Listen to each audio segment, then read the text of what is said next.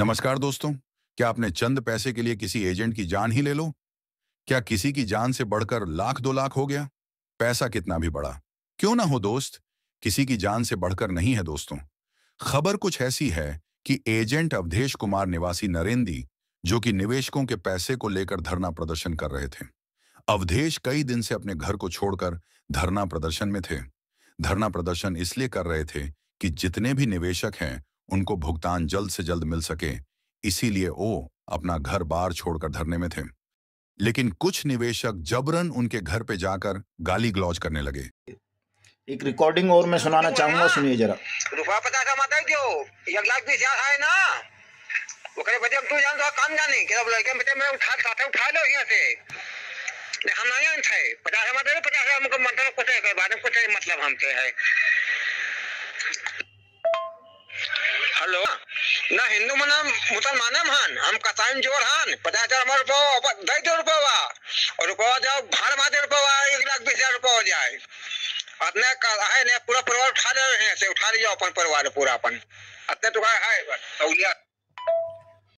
उनके घर पे सिर्फ इनकी पत्नी और छोटे छोटे बच्चे थे, लेकिन निवेशकों ने उनकी पत्नी ये कहा कि उनका पैसा हर हाल में चाहिए, चाहे वो अपना कुछ भी बेचे, घर बेचे या जेवर बेचे, उन लोगों से मतलब नहीं है। ये प्रेशर अवधेश को पत्नी पर बनाया और निवेशक उनको परेशान किए। अब अवधेश की पातियों के ऊपर इतना प्रेशर बन गया कि रात को बच्चों को सुलाने के बाद अपने आप को फांसी लगा लिया और अपनी जान दे दी। सुबह जब परिजनों को पता चला तो अवधेश को फोन किया। अवधेश, जो कि धरना प्रदर्शन में थे, ये खबर सुनते ही उनके पांव के नीचे से जमीन खिसक गई। इधर अवधेश जिनके पैसे के लिए लड़ रहा था, उधर वही लोग उसकी और उसके घर के परिवार के जान के दुश्मन बन गए। माना कि आपने पैसा जमा किया है, लेकिन किसी की जिंदगी से बढ़कर नहीं है। जरा ये बात अपने ऊपर लेकर सोचिए कि क्या अवधेश के साथ जो हुआ है, वो अगर आपके साथ होता तो क्या करते आप? जैसे अवधेश एजेंट थे वैसे आप होते, और ये घटना आपके साथ हो जाती तो आप पे क्या बीतता, जरा ठंडे दिमाग से सोचिए। जितने भी निवेशक भाई हैं, उनसे हाथ जोड़कर निवेदन है कि चंद रुपए के लिए किसी की जान लेने की कोशिश न करें। राष्ट्रीय ठगी पीड़ित के अध्यक्ष जी ने अवधेश और उनके परिवार की तरफ उन लोगों के खिलाफ मुकदमा भी दर्ज करवाएंगे जिन्होंने अवधेश भाई के साथ इतना निंदनीय अपराध किया है, जिसकी सजा तो उन लोगों को मिलनी ही चाहिए। अगर आपको प्रेशर बनाना ही है तो धरने में आइए और जो इसके असली गुनहगार हैं उन पे बनाइए। आज उसके छोटे छोटे बच्चों पर क्या बीत रही होगी। उनकी मां तो जिंदगी भर के लिए उनसे दूर हो गई। क्या उसकी जान लेकर आपका रुपया आपको मिल गया? आपके मन में तो तसल्ली तो हो ही गई होगी। ये जो आप लोगों ने किया है, ये बहुत ही निंदनीय अपराध है। एक तरफ अवधेश आपके पैसे के लिए धरना भी दे और आप लोग उसी के परिवार की जान लें। जितने भी जमा करता है उनसे यही निवेदन है और हाथ जोड़कर निवेदन है कि किसी एजेंट को इतना ना परेशान करो कि वो कोई गलत कदम उठाए। अगर किसी एजेंट को परेशान होकर कोई कदम उठाता है तो आप भी फंस सकते हैं। हो सकता है कि आपके ऊपर भी जन लेने की कोशिश करने की कार्रवाई हो जाए, जिससे आप लोग भी परेशान हो सकते हैं। तो जितने भी जमा करता है उनसे बस एक ही निवेदन है कि धैर्य बनाए रखें। पेमेंट सबका होगा, आज नहीं तो कल जरूर होगा। आपके पैसे के लिए जितने भी एजेंट हैं लगातार धरना प्रदर्शन कर ही रहे हैं। कोर्ट में भी जब कार्रवाई हो रही है तो आपको धैर्य बनाए रखना चाहिए और एजेंट का साथ देना चाहिए। कितने एजेंट लोग का घर बार लूट चुका है, उन लोगों से कोई पूछे जिनके घर में 2 वक्त की रोटी के लिए पैसा नहीं बचा है। जो लोग सड़क पर आ गए हैं, जिनकी पूरी कमाई और रोजगार था, उनसे तो कमाई और रोजगार दोनों छीन गया है। ऐसे हालत में आपको एजेंटों का साथ जरूर देना चाहिए। हम यही उम्मीद करते हैं कि हमारे जमाकर्ता भाई अपना सहयोग देते रहें। इसी उम्मीद में आप लोगों के लिए संघर्ष करता रहूंगा जब तक सभी का एक एक पैसे सभी को नहीं मिल जाता। जितने हमारे जमाकर्ता और एजेंट भाई हैं, उनको पूरा फंसा रुपया मिल नहीं जाता। इस घोटाले में भारत में लगभग करोड़ों लोगों से ज्यादा लोग फंसे हैं। एक भाई का कल मेरे पास कमेंट आया था। उनका नाम दीपक भाई है, जिनका 7 करोड़ रुपया फंसा है। उनके पूरे टीम से 7 करोड़ से ज्यादा रुपया इस सागा ग्रुप में फंसा पड़ा है। इस सोसाइटी के असली मालिक दुबई में आराम से अपना बिजनेस कर रहे हैं, जो विदेश में पैरामाउंट नेचुरल तरीकों के नाम से चल रही है। इसकी मास्टरमाइंड तो देखिए, कितनी आसानी से लोगों से पैसा लेकर फरार है और ये बेचारे एजेंट अपनी जान दे रहे हैं। इससे जितने हमारे जमाकर्ता और एजेंट उनको कितनी तकलीफ होती, जिसका जितना निंदा किया जाए वो कम है। ईडी से ये गुजारिश है कि मामले को जल्द से जल्द सुलझाए और लोगों की मैच्योरिटी करवाए, जिससे लोगों की तकलीफ कम हो पाए। LUCC Loni urban multi state credit and thrift cooperative society limited के खिलाफ प्रवर्तन निदेशालय ईडी ने मनी लॉन्ड्रिंग और धोखाधड़ी के आरोपों की जांच शुरू की है। LUCC पर उत्तर प्रदेश, मध्य प्रदेश, उत्तराखंड सहित 16 राज्यों में हजारों करोड़ रुपए की ठगी का आरोप है, जहां उन्होंने सरकारी योजनाओं के नाम पर स्कीम चलाकर लाखों लोगों को ठगा। ललितपुर में LUCC के प्रमोटर और फिल्म अभिनेता श्रेयस तलपड़े भी पुलिस और ईडी की रडार पर हैं और उनकी भूमिका की जांच की जा रही है। वाराणसी में LUCC के खिलाफ सिगरा थाने में मुकदमा दर्ज किया गया है और मामला ईडी तक पहुंच चुका है।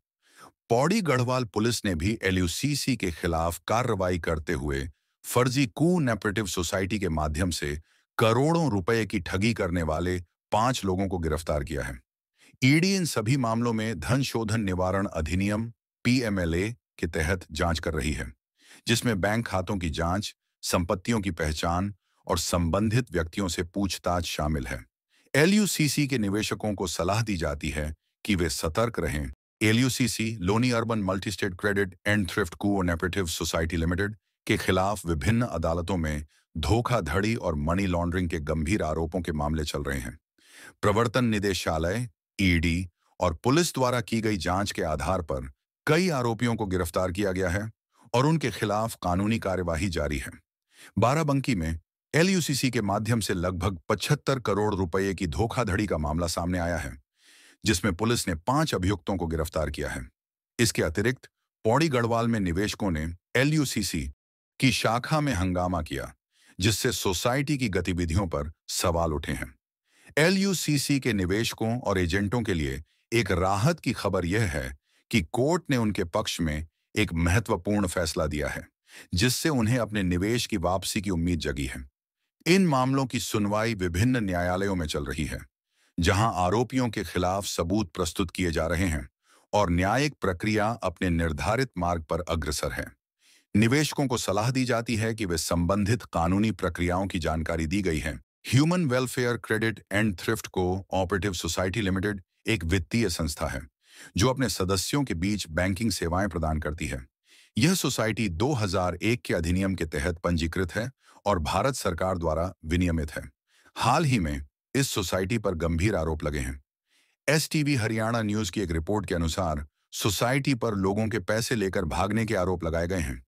यदि आप इस सोसाइटी के सदस्य हैं या इससे संबंधित कोई वित्तीय लेन देन किया है, तो सलाह दी जाती है कि आप सतर्क रहें। आदर्श क्रेडिट कोऑपरेटिव सोसाइटी प्रवर्तन निदेशालय ईडी ने इस सोसाइटी की 135 करोड़ रुपए की संपत्ति कुर्क की है। यह कार्रवाई मनी लॉन्ड्रिंग रोकथाम अधिनियम PMLA के तहत की गई है। क्रेडिट कोऑपरेटिव सोसाइटी घोटाला। जयपुर में एक बड़े घोटाले का खुलासा हुआ है, जहां FD के नाम पर लोगों से करोड़ों रुपए की ठगी की गई है।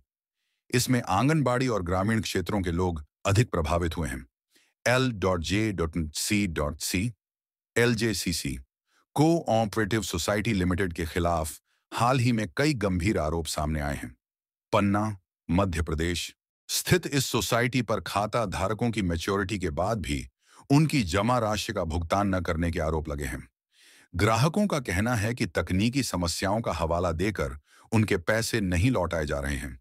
इसके अलावा उत्तराखंड के पौड़ी गढ़वाल में एक फर्जी कोऑपरेटिव सोसाइटी का मामला सामने आया है, जिसमें 189 करोड़ रुपए के गबन के आरोप में 5 लोगों को गिरफ्तार किया गया है। हालांकि यह स्पष्ट नहीं है कि यह मामला L.J.C सोसाइटी से संबंधित है या नहीं। यदि आप L.J.C सोसाइटी के सदस्य हैं, तो सलाह दी जाती है कि आप सतर्क रहें और अपने निवेश की सुरक्षा के लिए आवश्यक कदम उठाएं और आगे से ध्यान रखें, किसी भी फर्जी सोसाइटी के जैसे स्कीम में न फंसे। अगर ये जानकारी अच्छी लगी तो कमेंट में अपनी राय जरूर दें और हमारे चैनल को सब्सक्राइब जरूर करें। धन्यवाद।